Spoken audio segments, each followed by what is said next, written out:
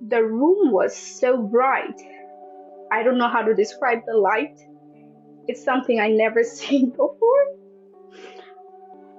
It was right above our window that I see a man. It wasn't, I don't know if it's, I don't know how to explain, but he was comparatively very tall and bigger. And goodness gracious, he was so beautiful. The eyes, the skin, everything was just so beautiful. And there was a peace, a warmth that I felt. But of course, I was scared, like, what is happening? Nuzaira Farin, your life turned upside down when you encountered Jesus in a dream. But before we get to that, what was your life like leading up to that dream? Well, before encountering Jesus, I would say that it was a very, very long nightmare, a total of 29 years, that just seemed to not end. No matter how much money I paid, how much therapies I get, how much antidepressant, prayer, mosques, hadith, whatever I could use, it just didn't seem to end. And it was just a big loop that, you can't seem to, like, find a way out. It's a big maze, no matter what you try. And, being myself, I was so stubborn that, okay, my faith is right. So if I'm doing everything right, I'm doing everything right, but I still seem to, like, not get out of it. And I was affecting everyone around me, including my husband, my kids, friends, family, work. It was just not ending. So I was born and raised in a Bangladeshi Muslim family, and though they were not practicing, but as a tradition, we always have to learn our Quran. We would be taught all the ways to pray and everything. But growing up, learning about everything that Quran says, especially about, like, how everything is about battles, warfare. And God is always being angry about something that we do. So we always have to be concerned about God is constantly angry or despise us. So I couldn't find any hope or anything. So when I would ask questions, that would be considered as a blasphemy, and I would be stopped right then and there by the teachers and elder family members. So that was kind of my first red flag, and I knew I had to look for the truth at some point of my life. Okay, so let's get into this dream. I knew you were saying that you were having some nightmares, lots of nightmares on a consistent basis. Walk us through what happened leading up to this dream and the dream itself. Yeah, so I was depressed for some. My childhood wasn't that great, and then growing up, my engagement broke. I went through infertility. I lost. I had miscarriages, so it was just a lot at some point. So I became suicidal. As I started taking antidepressant, uh, it just started getting worse and worse. I get nightmares every night. So no matter how long I sleep, I will be stuck in that one nightmare where I find myself in a very dark, pitch dark place where there's nothing ahead, nothing before. You hear this unpleasant hissing sounds, and no matter how much I try, my body just won't cooperate. I won't be able to get out until at some point that power would leave my body and I would just wake up from my sleep gasping for air. So I told all of this to my husband that, it's been going on for such a long time. No medication, nothing seems to help. What do I do? Uh, so he's a Christian, by the way. He's an evangelical Christian. So he told me that I know you were born and raised in certain faith, but for a moment, just pause. Put whatever ego is put in your heart aside, and whichever God that I pray to, which is Jesus, I told you about him so many times. Give it a try. Ask him politely to reveal himself to you. So, me being me, I told him, like, okay, you're just taking this as an opportunity. I'm not going to listen to you. So I went about my way. I was very angry. And I was very suicidal too. So I decided at that point, I'm gonna do something to myself. I'm gonna either hurt myself, whoever comes to stop me, I'm gonna hurt them as well. I couldn't think. So I called my dad, and I told him like this is how I'm feeling. I took my medication. I still like usually it works within 30 minutes or so. It's not working. I don't know what to do. I can't sleep. I'm scared it's gonna happen. So he asked me like it's just in your mind, just pray. I'm like, well, I prayed, it's not helping clearly. So I hung up. I went about my day. Around 1:30ish a.m. in my mind, I looked at my daughter and I was like, I can't do that. I have to find an alternative. So I called upon God. I said, if it's you, Jesus, that is the true God, reveal yourself to me. I'm not worth it. Definitely, I'm not worth it. But if you are the true God, just reveal yourself to me. I promise you everything that I have. I'll surrender to you till the end of my life.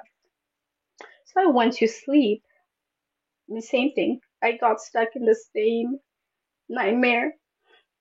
It just, I tried so many times. At some point, my body gave up. I sat down, and suddenly, it was in my bedroom that I sat up from sleeping. I sat up. The room was so bright. I don't know how to describe the light. It's something I never seen before. It was right above our window that I see a man.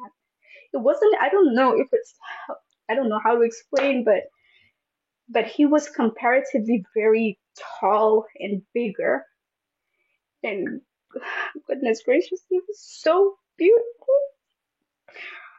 The eyes, the skin, everything was just so beautiful. And there was a piece of warmth that I felt. But of course, I was scared, like, what is happening?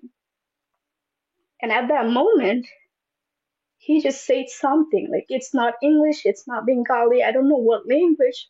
It sounded like, mm-hmm. And I understand, my subconscious understood, okay, give it a try again, see what happens. I don't know what happened. I did wake up and I did try to run, and it worked. I was by the door. I was by the door of my bedroom. I found myself awake, and I kid you not, I could still hear voices. I don't know if it was my voice whispering. It sounded like, see, I told you. It's exactly that feeling. See, I told you, right? It's going to happen. You're going to succeed this time. And it did. And I was so scared. I was crying. I went by the living room where my husband was. He was praying. And I cried and I told him, like, I don't know what's going on. And I just find myself awake in this situation. Can you come to the room? Um, he said, I was praying over you. I know you were going to do it. I'm glad it didn't happen. And after that moment, that wasn't the only sign. I got so many signs after that. Like, as simple as, like, I would get frustrated about very small things like car accidents, this financial problem, that. And as I'm thinking in my mind, I would literally get messages from everywhere, from billboards and stuff, like a random codes that would address my concerns. Like, who talks about like family radio or a Christian radio about car accident when I'm specifically thinking about it?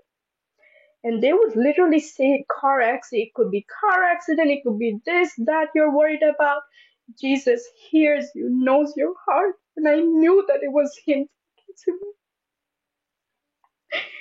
And everything changed. I owe everything to Christ. He's the greatest. I'm alive because of him. I love life because of him. I don't try to kill myself because of him. Um, it's just amazing, and I just want the same thing for all of my family, friends. I want you to experience him if you have. He's the most beautiful thing I've ever seen. He's so beautiful. It's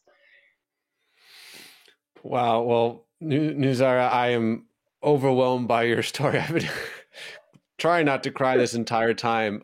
Thank you. Thank you. Thank you for going there and sharing your testimony. I know that it has impacted me and my friend here who's watching. There is power in your testimony. I thank you for being raw and honest. I'm so encouraged, and again, just thank you for this. I do want to ask one more question. But before we do that, God has a verse on my heart right now, and it's actually from Isaiah 42. It's just two verses. And if you're watching this, I think this is for you too. It says, I, the Lord, have called you in righteousness. I will take hold of your hand. I will keep you and I'll make you to be a covenant for the people, a light for the Gentiles. But here's the part that I think that's for you. And I see it in you, Nuzaira. I see it in folks who encountered Jesus in a dream. I think what the next verse has practical sounds, but I think what's happening here is spiritual.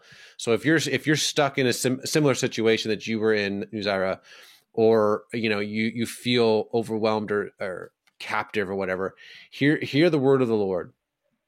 He's going to oh, here it is, verse 7, to open the eyes that are blind, to free captives from prison, and to release from the dungeon those who sit in darkness. Oof.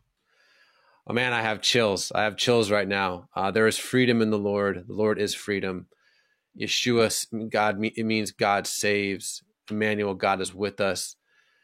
Wow. Well, this is really powerful stuff. Let me ask you this in closing, my friend. Let's say someone is watching this that is also depressed, or that's thinking about hurting themselves, or is looking for answers and they can't find any. What would your encouragement to them be? I would say, if you come from a background like me, that doesn't know about Jesus, just for once open your heart. Just put everything that you learn aside. Put your ego, humble yourself, and ask God to reveal Himself. And if God could do something like that, if He bothered to do something like that for a sinner like me, He will come to you too. Trust me.